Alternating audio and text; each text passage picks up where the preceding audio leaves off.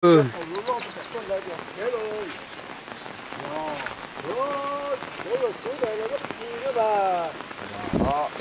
Nó đi từ xe tàu 100 mét đủ lớn à,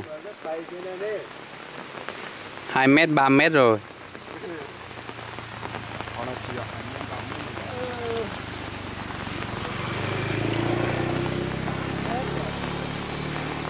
Mưa to lắm các bạn ơi.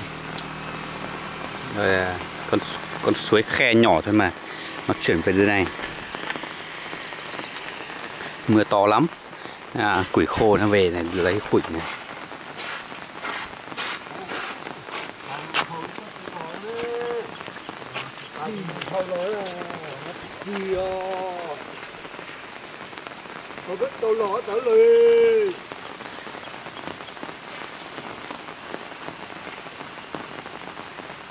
Để cho các bạn thấy mưa này.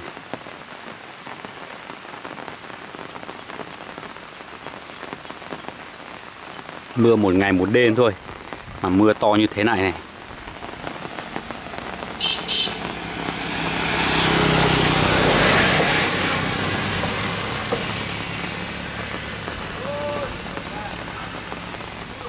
Hiện tại thì mưa vẫn tiếp tục mưa nhé. Vẫn tiếp tục mưa luôn. Hôm qua đến 9 giờ chưa mưa mà bắt đầu mình đi ngủ cái là nó mưa.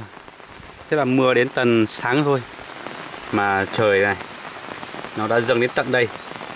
Cái cống của cái con suối này nó rất cao luôn. Để khi nào nó cạn mưa mình sẽ trục lại nhá. Cống này rất cao luôn mà tự dưng nó một đêm thôi mà nó lên tận đây luôn. Tí thì còn mưa nữa là nó sẽ dâng cao nữa đấy. Con đường này con đường hay đi đến ngược đến tận đến con đường luôn. Mưa rất to luôn. Đây là một khe suối nhỏ thôi nhá, mình sẽ đưa các bạn đi xem cái khe suối to nhá, xem nó mưa như thế nào.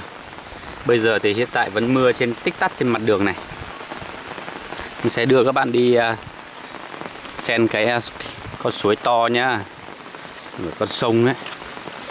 Một khe suối con sông nhỏ thôi. Nếu thế thì nếu mưa to vậy thì chắc là nhiều nơi nó cũng bị sạt lở nhiều lắm. Nhưng mà chỗ em thì hiện tại thì vẫn chưa thấy có, khu vực em ở thôi, vẫn chưa thấy có hiện tượng gì cả. Thế nước nó dâng cao thôi. Em đang bị đau chân này, đi tật tánh này. Rồi mình sẽ từ từ mình sẽ đi đến đấy nhá.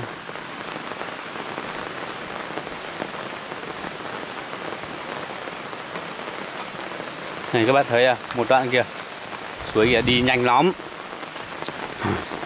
Và mình sẽ từ từ nhá.